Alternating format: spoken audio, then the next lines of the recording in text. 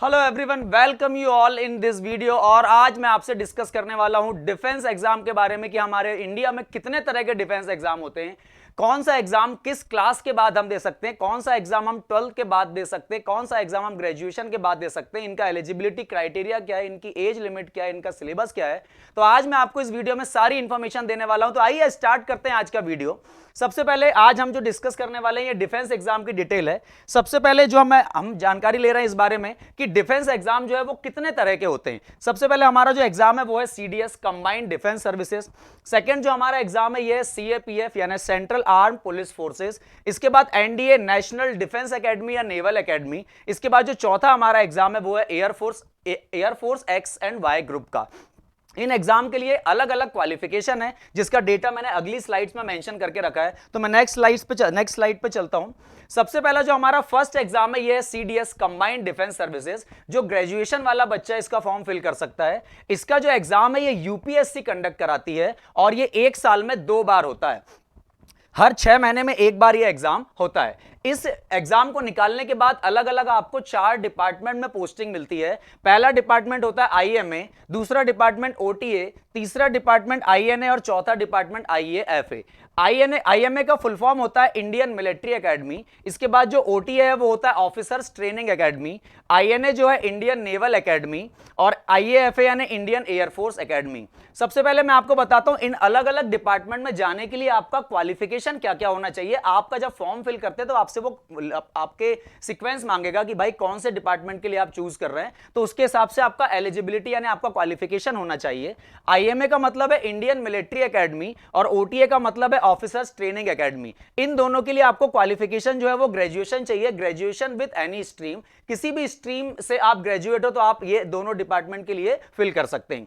Indian naval academy के लिए qualification जो है वो इंजीनियरिंग है, मतलब आपको बीटेक किया होना जरूरी है और ये बीटेक किसी भी स्ट्रीम से हो सकता है। इसके बाद जो चौथा डिपार्टमेंट है आईएएफए यानी Indian air force academy. Indian air force academy के लिए क्वालिफिकेशन इंजीनियरिंग है, या तो आप इंजीनियरिंग किए हुए बच्चे हो तो आप इसका फॉर्म फिल कर सकते हो, अदरवाइज आप ग्रेजुएशन हो और आपका जो 12th है वो फिजिक्स और मैथ से होना चाहिए। कंपलसरी क्या है कि 12th आपका फिजिक्स और मैथ से होना चाहिए। उसके बाद आपने बीए किया हो या बीकॉम किया हो वो सब इसमें एप्लीकेबल है, सब इसमें अप्लाई कर सकते हैं। तो ये रहे हमारे चारों अलग अलग डिपार्टमेंट के क्वालिफिकेशन कि आप कौन सा फॉर्म किस क्वालिफिकेशन वाला भर सकता है।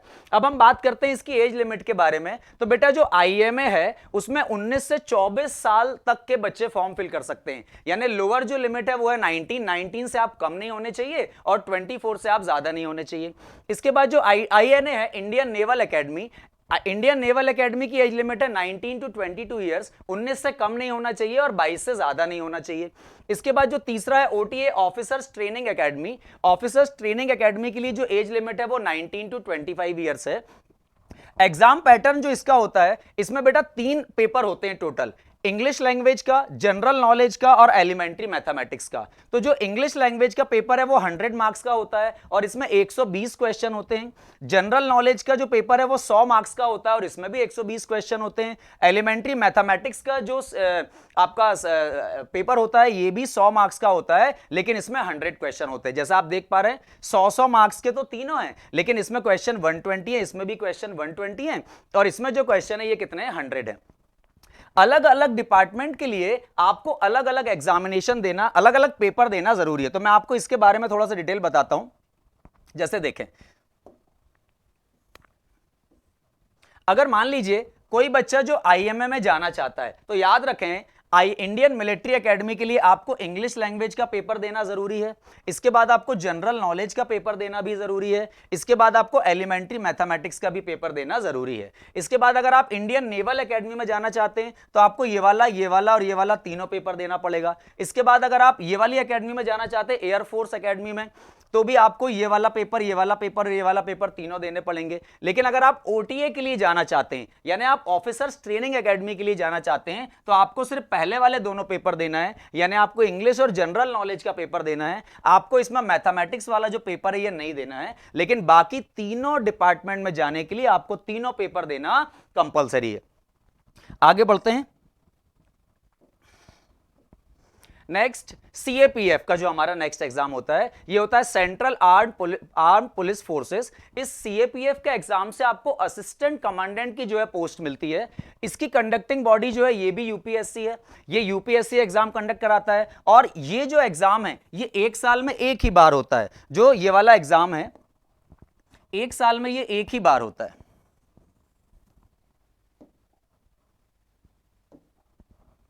एक साल में ये वाला एग्जाम एक ही बार होता है। एजुकेशनल क्वालिफिकेशन जो इसके लिए ये ग्रेजुएशन विथ एनी स्ट्रीम। आपने किसी भी स्ट्रीम से ग्रेजुएशन किया हो आप इसका फॉर्म फिल कर सकते हो। इसकी जो एज लिमिट है ये 20 से 25 साल है। 20 साल से कम का नहीं होना चाहिए और 25 साल से ज्यादा का नहीं होना चाहिए। बात करते हैं इसके एग्जाम पैटर्न के बारे में, तो इसमें जो है 2 पेपर होते हैं। एक तो होता है पेपर 1। पेपर 1 जो है ये ऑब्जेक्टिव नेचर का होता है। इसमें ऑप्शन आपको 4 दिए जाते हैं, उससे आपको आंसर लगाना होता है। और जो पेपर 1 है ये 250 मार्क्स का होता है। पेपर 1 का जो सिलेबस है, पेपर 1 में आपसे जनरल एबिलिटी और इंटेलिजेंस के क्वेश्चन पूछे जाते हैं, जनरल मेंटल एबिलिटी के क्वेश्चन पूछे जाते हैं, general science, current event of national and international importance ये आपसे पूछा जाता है। इसके बाद जो है आपसे Indian polity, economy, history of India, Indian and world geography ये सब आपसे पूछा जाता है। ये आपका पेपर 1 है। इसके बाद इसमें एक पेपर 2 भी होता है। तो जो पेपर 2 है ये 200 मार्क्स का होता है और ये बिल्कुल आपका डिस्क्रिप्टिव होता है। डिस्क्रिप्टिव में आपको इसमें ऑब्जेक्टिव क्वेश्चन नहीं होते हैं, आपको इसका आंसर राइटिंग करनी होती है। आंसर राइटिंग जनरल स्टडीज के क्वेश्चन इसमें पूछे जाएंगे, ऐसे और कॉम्प्रिहेंशन और प्रेसी राइटिंग इसमें आपसे पूछा जाता है। तो जो सीएपीएफ का, इससे आपको असिस्टेंट कमांडेंट की पोस्ट मिलती है। ये जो पोस्टें हैं ये अलग अलग डिपार्टमेंट में होती हैं, तो वो डिपार्टमेंट के बारे में देखिए। जैसे आप central reserve police force CRPF में असिस्टेंट कमांडेंट की पोस्ट जो है वो इससे पा सकते हैं। इसके बाद central industrial security force CISF है ना। इसके बाद सशस्त्र सीमा बल एसएसबी, असम राइफल्स और Indo Tibet border police ITBP. ITBP में इससे आपको असिस्टेंट कमांडेंट की जो है पोस्ट मिलती है। National security guard NSG, national security guard NSG में आप इससे जा सकते हैं। और बॉर्डर सिक्योरिटी फोर्स यानी बीएसएफ, इन सभी डिपार्टमेंट में आपको असिस्टेंट कमांडेंट की पोस्ट जो है वो इससे मिलती है। इसके बाद जो हमारा नेक्स्ट एग्जाम होता है ये होता है एनडीए। जो एनडीए का एग्जाम है नेशनल डिफेंस एकेडमी, ये 12th बेस पे होता है। इससे पहले वाले जो दोनों एग्जाम हमने देखे थे वो ग्रेजुएशन के उस पे होते हैं, लेकिन ये जो एनडीए का एग्जाम है ये 12th बेसिस पे होता है। इसमें इसका भी एग्जाम जो है ये यूपीएससी कंडक्ट कराती है। एनडीए का जो एग्जाम है ये यूपीएससी कराती है।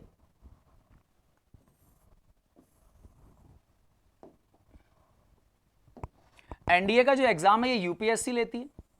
इसके बाद इसका जो है ये भी 2 साल में, 1 साल में 2 बार होता है।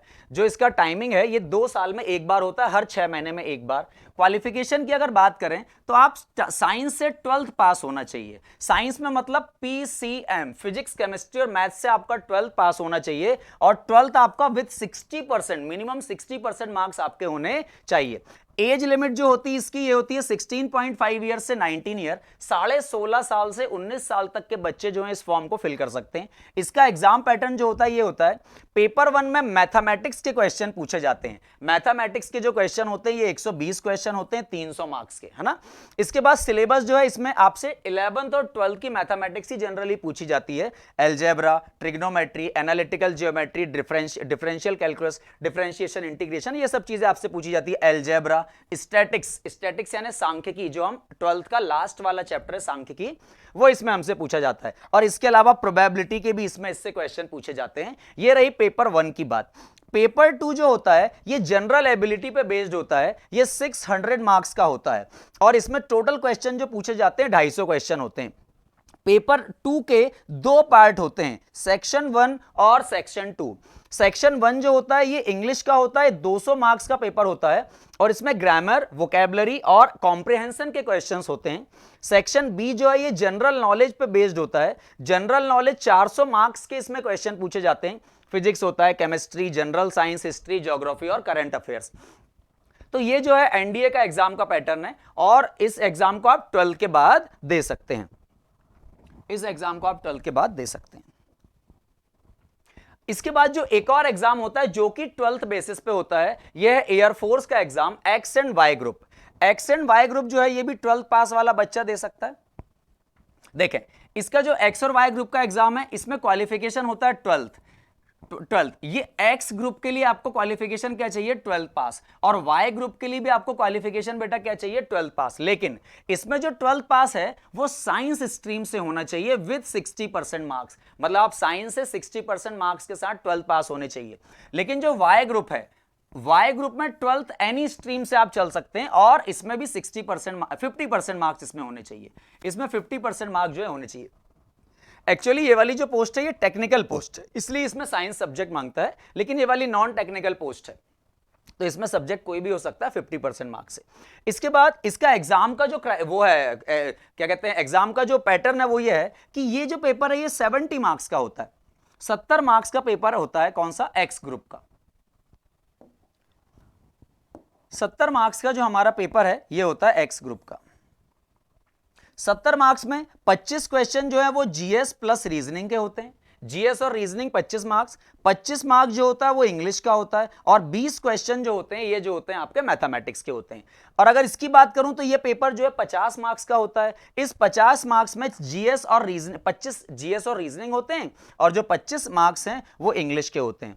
इनमें एज लिमिट जो है 17 से 21 साल इसमें भी होती है बेटा, और 17 से 21 साल इसमें भी होती है। तो ये जो थे हमारे सारे डिफेंस के एग्जाम थे, है ना, जिसकी एजुकेशनल क्वालिफिकेशन, एलिजिबिलिटी क्राइटेरिया सारा का सारा मैंने आपसे डिस्कस किया। तो आज की वीडियो में बस इतना ही, बहुत बहुत धन्यवाद।